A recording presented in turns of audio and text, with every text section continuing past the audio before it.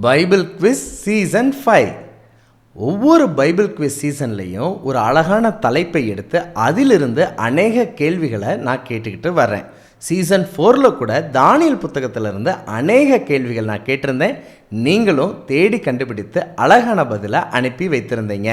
Season 5ல் தன்னை மிகவும் தாழ்த்தினவர்கள் சொன்ன வாக்கியங்கள் என்ற தலைப்பின் கீழாக நாம் தேடி கண்டுபிடிக்க போகிறோம். சொன்னது யார்?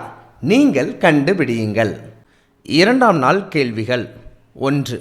செத்த நாயைப் போல் இருக்கிற என்னை நீர் நோக்கி பார்க்கிறதற்கு உமது அடியான் எம்மாத்திரம் என்று தன்னை தாழ்த்தி சொன்னது யார்? உங்களுக்கான க்ளூ 2 சாமுவேல் 9ஆம் அதிகாரம். 2. மெய்தான் ஆண்டவரே, ஆகிலும் நாய்க்குட்டிகள் தங்கள் எஜமான்களின் மேஜையிலிருந்து விழுகிற துணிக்கைகளை தின்னுமே என்று தன்னை தாழ்த்தி சொன்னது யார்? உங்களுக்கான க்ளூ மத்தேயு 15ஆம் அதிகாரம்.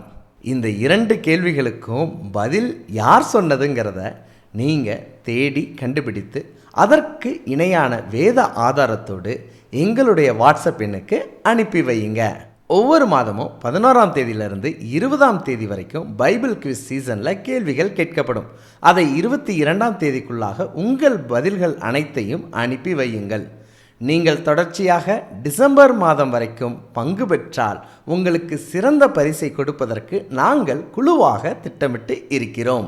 பகிர்வோம் இயேசுவை என்றும் அன்புடன் பைபிள் ஸ்கூல்.